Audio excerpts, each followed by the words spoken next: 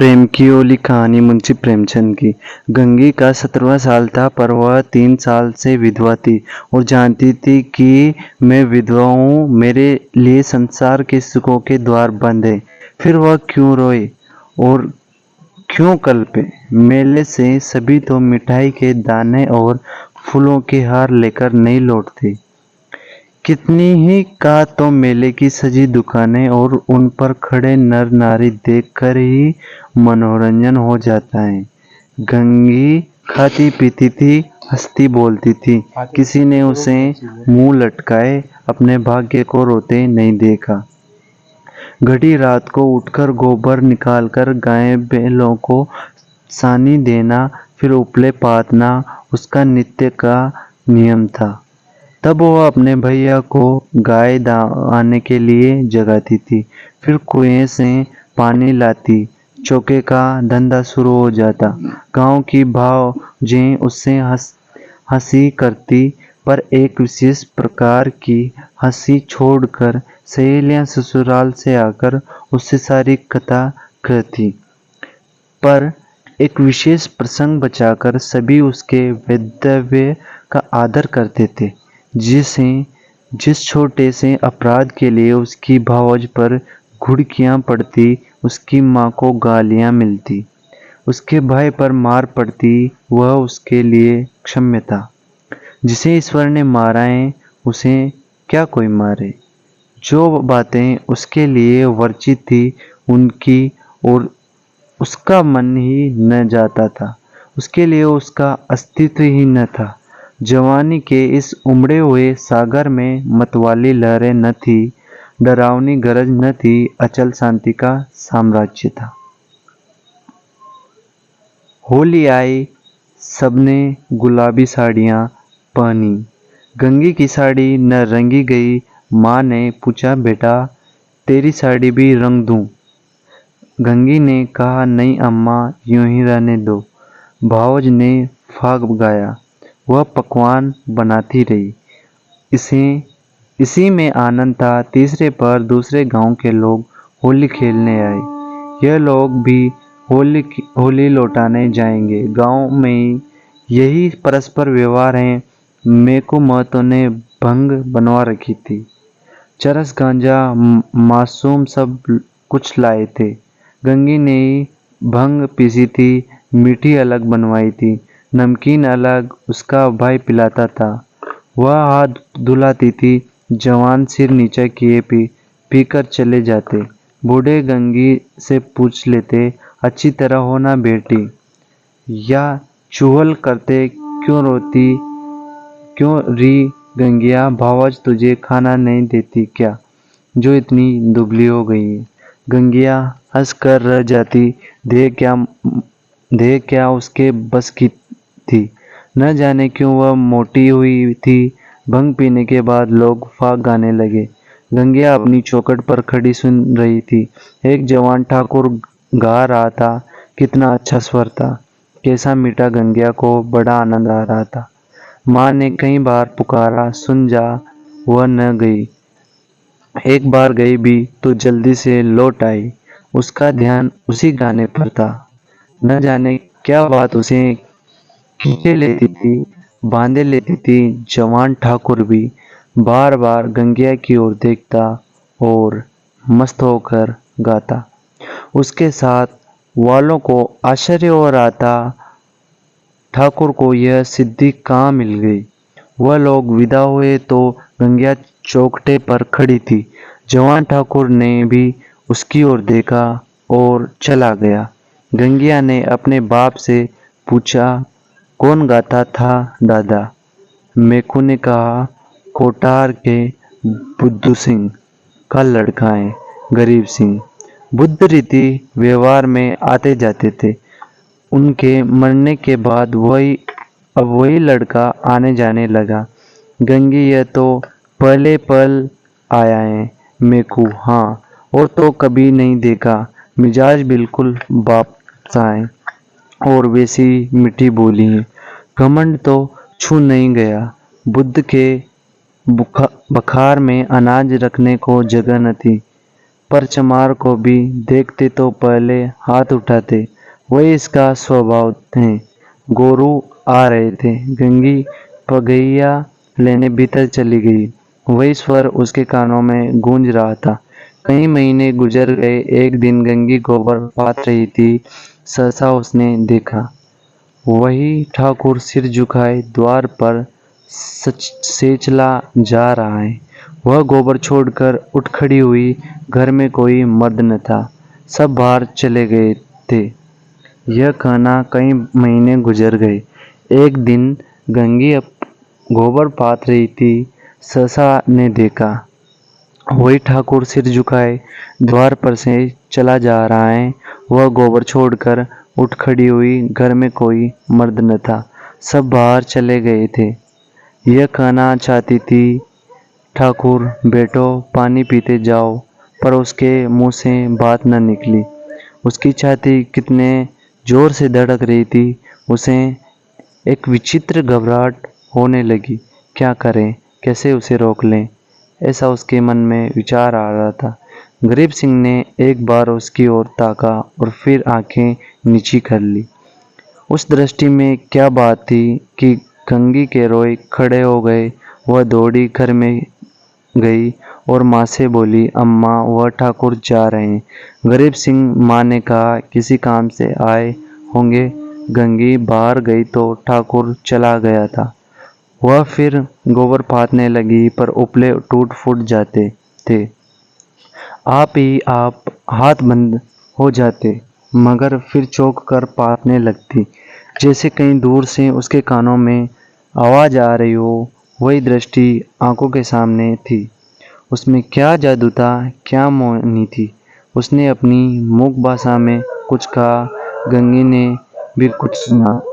क्या कहा यह वह नहीं जानती, पर वह दृष्टि उसकी आंखों में बसी हुई थी। रात को लेटी तब भी वही दृष्टि सामने थी। स्वप्न में भी वही दृष्टि दिखाई दी। फिर कई महीने गुजर गए। एक दिन संध्या समय मेकू द्वार पर बैठे सन काट रहे थे और गंगी बैलों को सानी चला रही थी कि सहसा चिल्ला उठी, दादा दादा ठाकुर। मेकू ने सिर उठाया तो द्वार पर गरीब सिंह चला आ रहा था। राम राम हुआ। मेकू ने पूछा, कहाँ गरीब सिंह, पानी तो पीते जाओ। गरीब आकर एक माची पर बैठ गया। उसका चेहरा उतरा हुआ था। कुछ वह बीमार सा जान पड़ता था। मेकू ने कहा, कुछ बीमार थे क्या? गरीब, नहीं तो दादा। मेकू कुछ मुंह उतरा हुआ है। क्या सूद ब्याज की चिंता में पड़ गए? गरीब, तुम्हारे जीते मुझे क्या चिंता है दादा। मेकू, बाकी दे दी न? गरीब, हाँ दादा, सब बेबाक कर दिया। मेकू ने गंगी से कहा, बेटी जा, कुछ ठाकुर पानी पीने को ला भैया हो तो कह देना चिलम दे जाए। गरीब ने कहा, चिलम रहने दो दादा, मैं नहीं पीता। मेकू, अब की घर ही तम्बाकू बनी है, स्वाद तो देखो, पीते तो हो। गरीब, इतना बेअदब न बुनाओ दादा, काका के सामने चिलम नहीं हुई। मैं तुमको उन्हीं की जगह देता हूँ। यह कहते कहते उसकी आंखें भर आईं। मेकू का हृदय भी गदगद हो उठा। गंगी हाथ की टोकरी लिए मूर्ति के सामने खड़ी थी।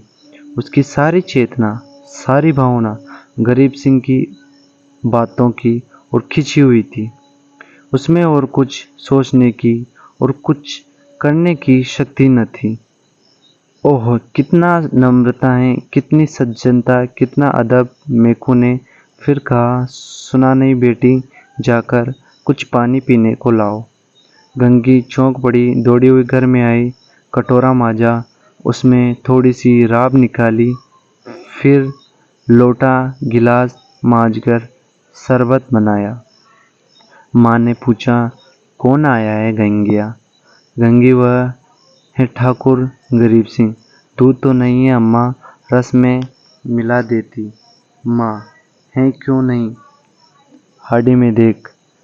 गंगी ने सारी मलाई उतार कर रस में मिला दी और लोटा गिलास लिए बाहर निकली। ठाकुर ने उसकी ओर देखा। गंगी ने सिर झुका लिया।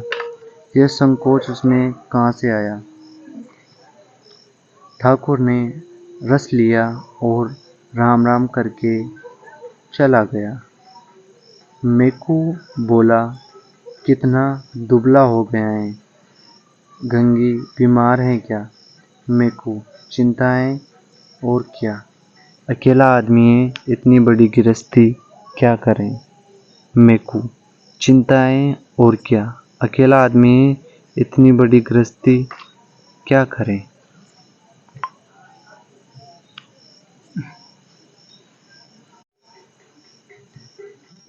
गंगी को रात भर नींद नहीं आई। उन्हें कौन सी चिंता है? दादा से कुछ कहा भी तो नहीं। क्यों इतने सकुचाते हैं? चेहरा कैसा पीला पड़ गया है। सवेरे गंगी ने माँ से कहा, गरीब सिंह अब की बहुत दुबले हो गए हैं अम्मा। माँ अब बेफिक्री कहाँ है बेटी? बाप के ज़माने में खाते थे और खेलते थे, अब तो गृहस्थी का जंजाल सिर पर है। गंगी को इस जवाब से संतोष न हुआ। बाहर जाकर मेकू से बोली, दादा तुमने गरीब सिंह को समझा नहीं दिया, क्यों इतनी चिंता करते हैं? मेकू ने आंखें फाड़ कर देखा और कहा, जा अपना काम कर। गंगी पर मानो वज्रपात हो गया। वह कठोर उत्तर और दादा के मुंह से हाय। दादा को भी उनका ध्यान नहीं, कोई उसका मित्र नहीं, उन्हें कौन समझाए। अब कि वह आएंगे तो मैं खुद उन्हें समझाऊंगी। गंगी रोज सोचती थी वह आते होंगे, पर ठाकुर न आए। फिर होली आई, फिर गांव में फाग होने लगा। रमणियों ने फिर गुलाबी साड़ियाँ पहनी, फिर रंगोला गया। मेकू ने भांग, चरस, गांजा मंगवाया। गंगी ने फिर मीठी और नमकीन भंग बनाई। द्वार पर टाट बिछ गया। व्यवहारी लोग आने लगे, मगर कोठार से कोई नहीं आया। शाम हो गई, किसी का पता नहीं। गंगी बेकरार थी, कभी भीतर जाती, कभी बाहर आती। भाई से पूछती, क्या कोठार वाले नहीं आए? भाई कहता नहीं। दादा से पूछती, भंग तो नहीं बची? कोठार वाले आएंगे तो क्या पिएंगे? दादा कहते, ने अब क्या रात को आएंगे? सामने तो गांव है, आते होते तो दिखाई देते। रात हो गई, पर गंगे को अभी तक आशा लगी हुई थी। वह मंदिर के ऊपर चढ़ गई और कोठार की ओर निगाह दौड़ाई। कोई ना आता था। सहसा उसे उसी सिवाने की ओर आग धधकती हुई दिखाई दी। देखते देखते ज्वाला प्रचंड हो गई। यह क्या, वहाँ आज होली जल रही है? होली तो कल ही जल गई। कौन जाने वहाँ पंडितों ने आज होली जलाने की शायद बताई हो, तभी वे लोग आज नहीं आए, कल आएंगे। उसने घर आकर मेकू से कहा, दादा कोठार में तो आज होली जली है। मेकू, दूध पगली, होली सब जगह कल जल गई। गंगी, तुम मानते नहीं हो, मैं मंदिर पर से देख आई हूँ, होली जल रही है। न पतियाते हो तो चलो मैं दिखा दूँ। मेकू, अच्छा चल देखें। मेकू ने गंगी के साथ मंदिर की छत पर आकर देखा। 1 मिनट तक देखते रहे, फिर बिना कुछ बोले नीचे उतर आए। गंगी ने कहा, है होली की नहीं? तुम न मानते। मेकू, होली नहीं है पगली, चिता है, कोई मर गया है, तभी आज कोठार वाले नहीं आए।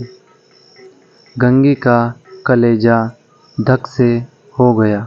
इतने में किसी ने नीचे से पुकारा, मेकू महतो। कोठार के गरीब सिंह गुजर गए। मेकू नीचे चले गए, पर गंगी वहीं स्तंभित खड़ी रही।